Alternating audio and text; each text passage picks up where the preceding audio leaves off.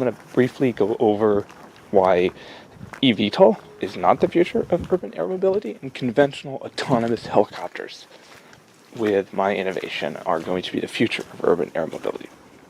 The first reason eVTOL is not going to be the future of urban air mobility is that there is zero technical advantage of using that unconventional architecture, meaning that there are multiple props rather than just one main rotor, and that boils down to the physics of rotary flight, the physics of creating lift. The way you create lift is you either accelerate a small mass of air to high velocity, a rocket engine, or you accelerate a large mass of air at a low velocity, a helicopter rotor. So ideally you want a low chord thickness, high chord length, high aspect ratio, a thin, flexible helicopter blade to create very efficient lift.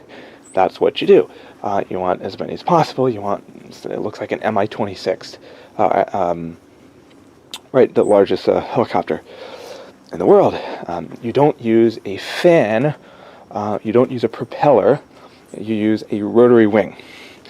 And so lift is mass times velocity, and the relationship between lift and power required, or essentially energy required, is a function of the velocity of the air molecules being moved.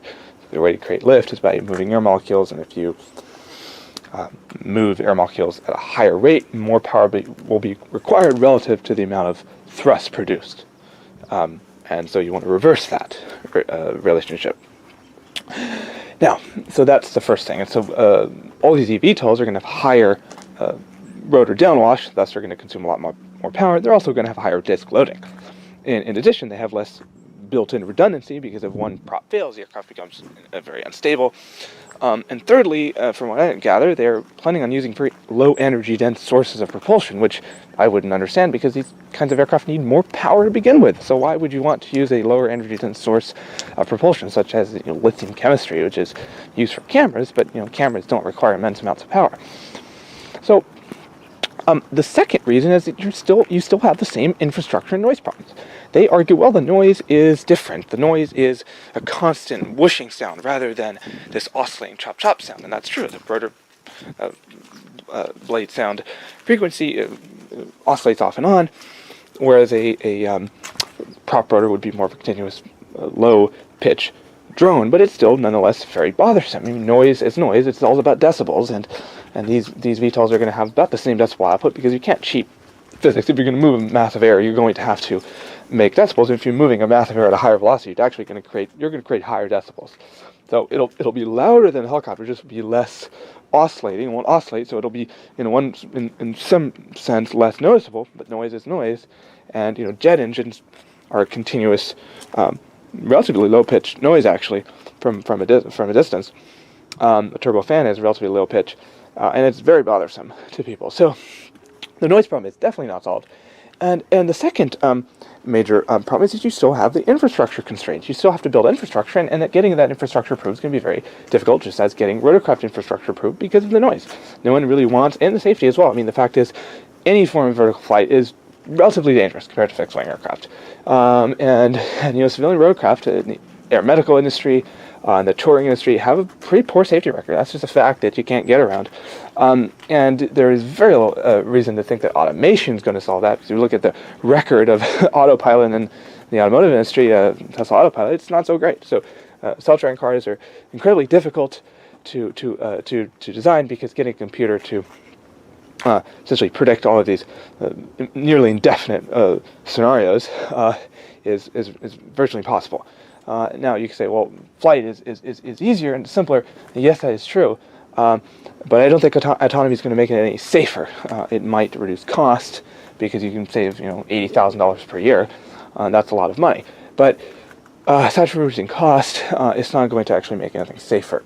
So yeah, infrastructure is the main constraint, and it's the main constraint to the main barrier that prevents rotary flight from being accessible to more people, especially people of lower means. Now in Brazil, rotorcraft are widely used for transporting very rich people, because, well, A, they have the infrastructure. They built these rooftop heliports, and it was demanded for by the elite in Brazil, because it's a very violent society. You have it's multiracial. You have the poor blacks and Hispanics that are very commit all of the crime, and then you have these rich European people who live there and kind of rule over these hordes of poor people, and so it's very violent. And therefore, if you go into the streets of Brazil, you'll get killed, and so you have to fly. It's literally that's why they do it, and the time as well. But it's not just the time; it's mostly the crime. So, but yeah, you have the infrastructure in place, and so therefore, you can have a vibrant urban air mobility economy. But they use conventional rotorcraft. They use A109, Augusta A109. It's elegant, it's good-looking aircraft, it's fast, it sounds cool, it's reliable, it's been around for 40 years. So I just don't really see why you'd go with anything but a conventional rotorcraft. Now, I've made an innovation that could potentially enhance it, but again, you're still going to have to have infrastructure. But that's where I argue my innovation solves this problem, because with my innovation, you can hover the aircraft, say 100 feet over your destination, provided it's private property. I mean, you really couldn't hover over public property and winch someone out. But if it's over your own property, what you're able to do is you're able to drop off people without a heliport, because you can hover, drop them off in the capsule. The capsule is stabilized and controlled directionally via electronic ducted fans, and you don't really need much thrust to keep it stable. You can have enough thrust to keep it stable in 40 miles per hour wind with these small little electronic thrusters. And then you have a redundant polyethylene, high density, high molecular weight polyethylene cable, which carries the capsule, and then it's winched up and down into the aircraft. So it's kind of a modular aircraft with I'm not the only one to have thought about it. There's a guy in Georgia named Robert Talmadge Jr. who actually came up with this idea and patented it. He's got a small aerospace research company in Georgia. And aside from him, I don't really know of anybody else who's thought of it, but it's a great idea because, again, a helicopter rotor is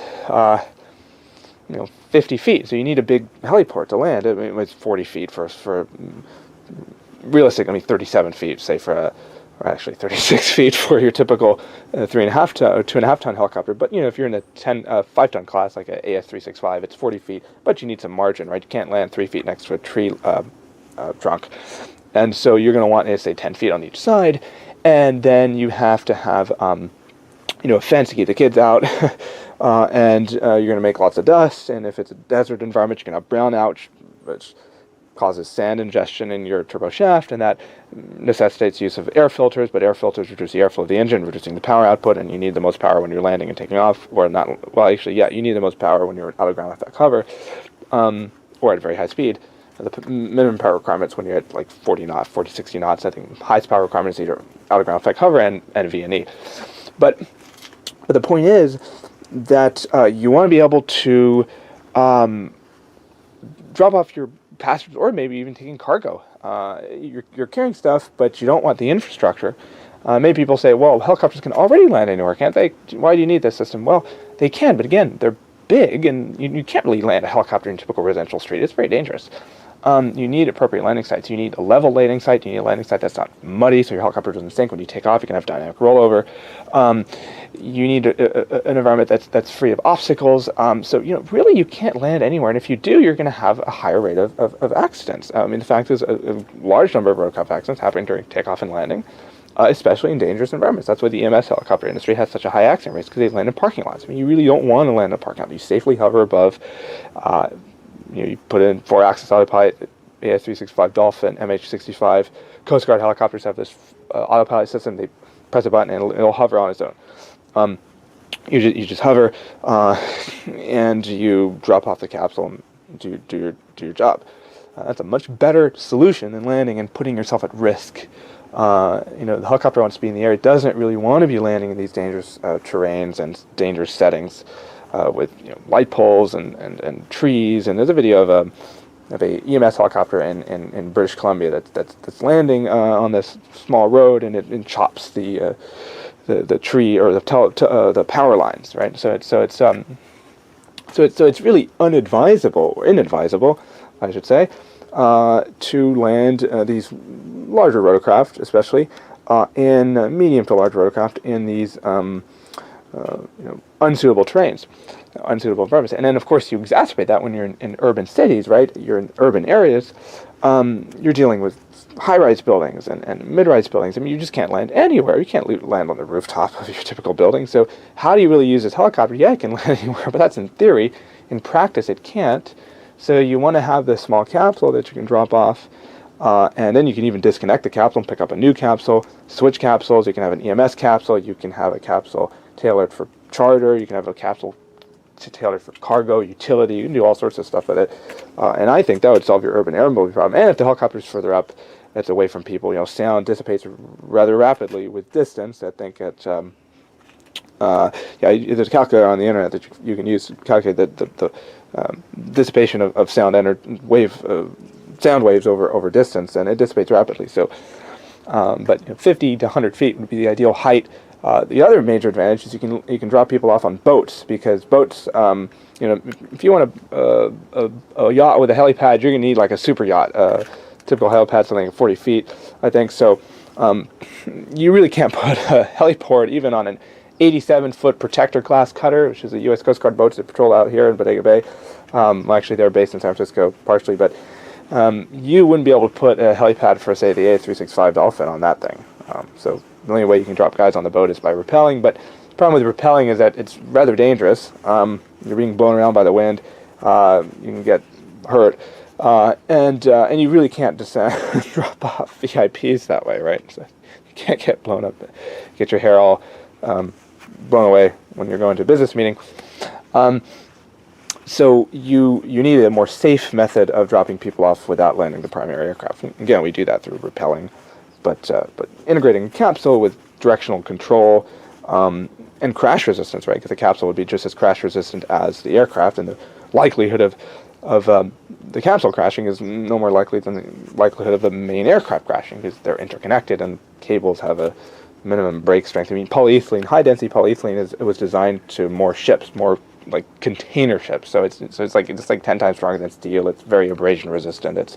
It's very durable. So the capsule cables are not going to be susceptible to damage or failure.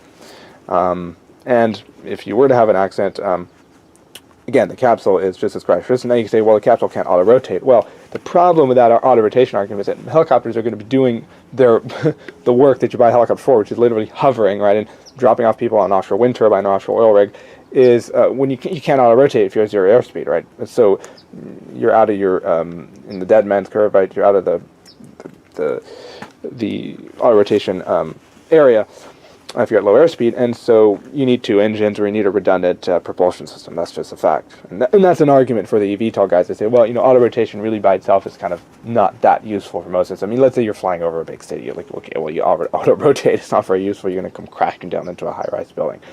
So I wouldn't really moan. I mean, some people critique my idea and said, oh, well, you'd be in his OGE hover all the time, out-of-ground effect hover at zero airspeed, which is terrible because you can auto-rotate. But I debunked that argument by saying, well, the whole point of buying a helicopter is to be able to hover and do these kinds of missions, and so who cares? What we want to do is make the helicopter more versatile by being able to drop off passengers or cargo at any given destination, regardless of the terrain, regardless of the area given, and that's only provided by my innovation and also Robert Talamage in Georgia. I don't take credit for being the only one to have thought about it. As far as I know, I'm the second one to have thought about it. So it's a very niche and specific innovation, obviously. But anyway, I'm getting close to my 15 minutes. And so that's about all I have to say. I encourage people to read my description on the internet. And I would highly recommend this to be used for emergency air medical missions. Because, well, A, you wouldn't need a rooftop heliport. And B, you would be able to pick up people in really cluttered areas, I should say. Very cluttered parking lots full of scrap cars, maybe, would be a great application. Again, anywhere where it's confined areas, trees, right? Big trees with trunks. I mean, you don't want to hit rotor blades on a tree trunk. So anywhere it's confined, you want to use this. Or the terrain's really muddy, right? So I can go on and on and on. It's pretty basic. People should understand.